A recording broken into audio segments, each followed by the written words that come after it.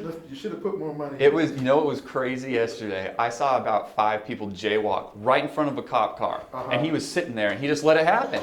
And I was like, what is going on? I was like, I guess I can go. It was like a straight on red light, and they didn't even flinch right in front of them. Like they just went across. I was like, I guess we don't have any rules out here. Let's go. It's a different relationship. Yeah. All right.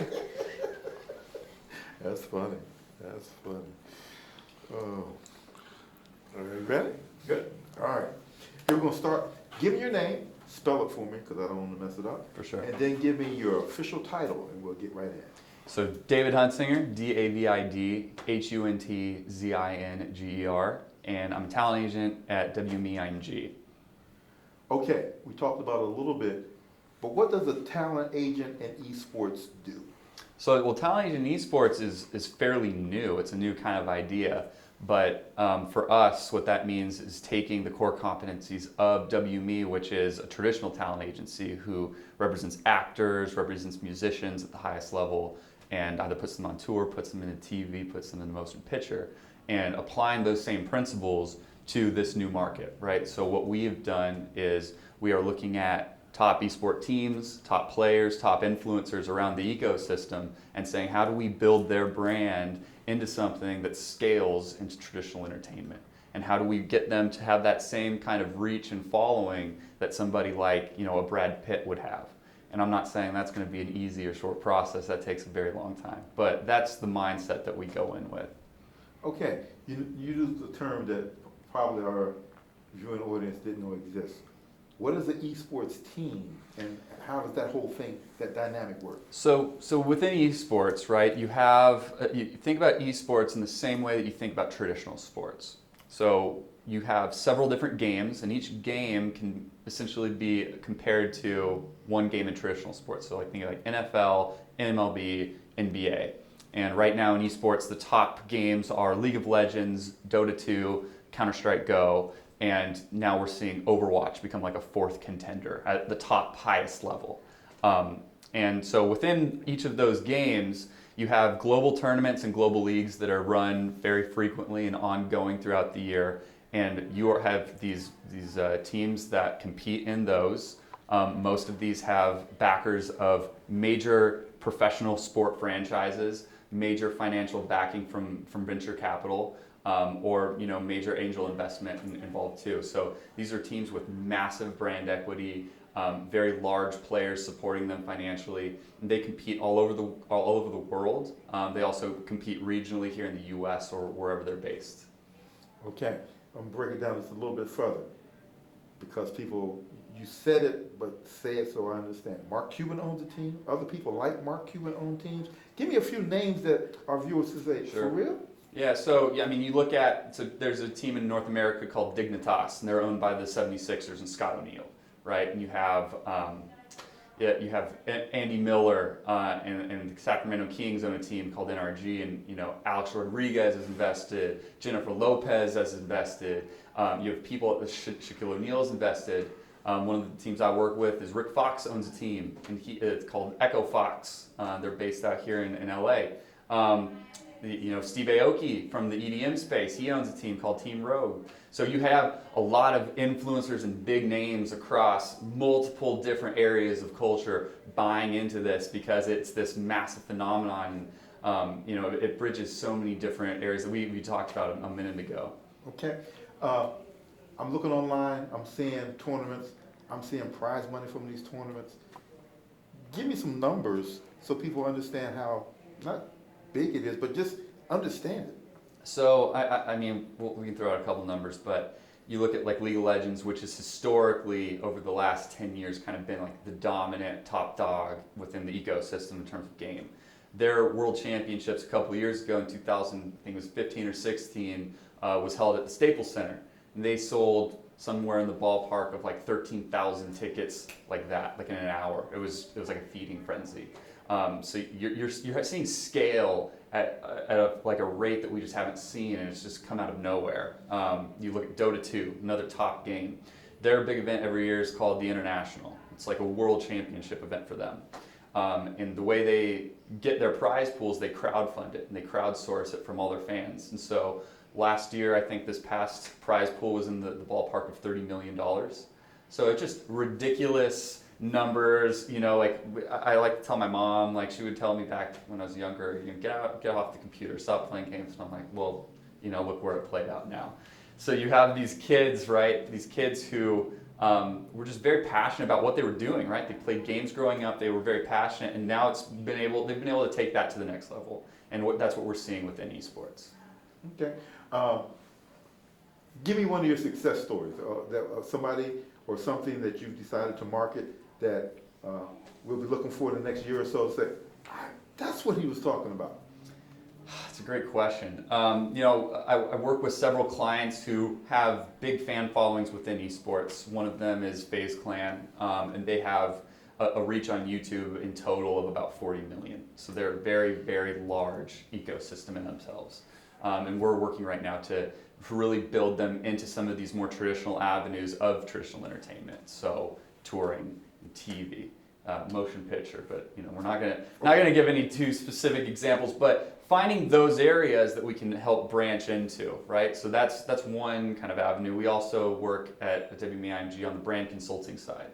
So one of the businesses we've worked on over the last few years has been consulting for T-Mobile and their entry into esports. So we've helped them activate live, partner up and sponsor teams, and just guide their process into the ecosystem. So we've seen that play dividends over the last couple years, and they're continuing that process with us. So it's an ongoing thing there. I'd say the best case study has been what we've done over the last 3 years, and that was a joint venture with Turner, TBS. And we own a league that we operate with them called E-League. And that was the first entry of esports into traditional TV. So we've placed Counter-Strike onto TBS, have teams come in, there's a large prize pool. We've been doing that for a few years now, but we've seen massive success within that market, and we've seen a very expanding viewership base on traditional TV. So, you know, that's one of the things we've also been building. That sounds great. And again, man, I'm just picking your brain, and you hit me with terms. I'm just trying to drill down a little bit. When you say a team, typically, I know what an NBA team looks like. I know what an NFL team looks like. An esports team, are we talking like 8 persons, because it's male or female, a coach, a trainer?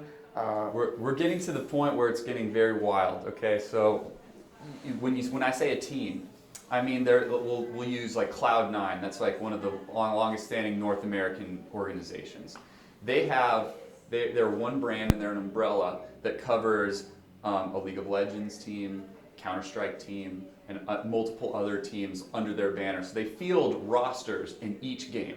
And they don't have players that cross over. Players play their game, and that's it. And they're practicing that 8 to 10 hours a day. And so a roster consists of about, you know, League of Legends is a 5-man game. They'll usually have several backups. So you have between 5 to 10 people on like a League of Legends roster. You'll have a coach. You'll have something like a nutritionist or a physical therapist on the team. You usually have a mental coach too. So, you know, that's just with one roster. You have all of this, and then that gets duplicated on the other games that they play, and then you go up a little bit, up to that next level where it's like the management of the team, and you're seeing everything from CEO to a VP of marketing to a VP of finance. You're seeing a lot of administration go in. So these organizations have been scaling up to essentially small companies, right? And especially now when you throw out these names like Andy Miller or Rick Fox, and they bring in this massive investment. They're bringing in infrastructure as well. So, you know, an example of that is that there's a team out here called CLG. They're a North American team that's been around for a long time. They just took a massive investment round from Madison Square Gardens Group. So Madison Square Gardens brought in an entire team of not just brand salesmen, but logistical infrastructure, executives to help come run from a business standpoint. And that just adds on to whatever the team already had in place. Okay. So it blows up real quick, is what I'm saying here. Okay. Someone said this the other day, and now I fully grasp it as you went through that. There are players, and then there's the rest of the industry around them. This is $1 billion industry.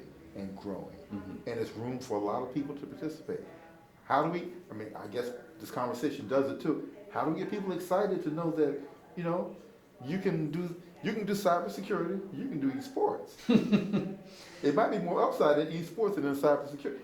Tell me about that relationship, how are we getting, I know because you're the marketing guy, how are we making people say that, really consider this? Well, I think we are seeing it in a big way. I think especially in college campuses, a lot of these young people are just excited about this content. But it's a factor of one time and a factor of two content. So building more and more palatable stuff that people can enjoy, and that's not just for the hardcore fan. Because I can understand what a League of Legends match looks like, but if you haven't seen it before, you're going to be completely lost. It would be like somebody who's never watched football before come in and try to digest that really quickly. So what we need to do is start building shoulder content that lives alongside a league, lives alongside a competition that you and I can both understand, have a good time absorbing and looking, and then that gets the conversation started. Because once we can say, oh, this is pretty cool, this is a growing thing, then we can take the deep dive and understand, wow, there's a lot of money here, there's a lot of opportunity here, and it's just going to continue to scale and grow from this point. Great. You got something, Mike? I remember Jamal saying something about more people are starting to partner up, and it's almost to this thing where people are Corporate investing, angel investing? not so much angel investing, but people are also, it's like a brokerage thing as well, whereas people are like, different people are like, oh, I want to, it's kind of like that, like almost like buying shares into a. Well, what we've seen is there are a lot of venture capital firms coming into the space and saying that, we think there's a ton of opportunity. And so they've, in the same way that like the tech industry over the last 10, 15 years has seen tremendous growth because venture capital has come and infused lots of money into startups.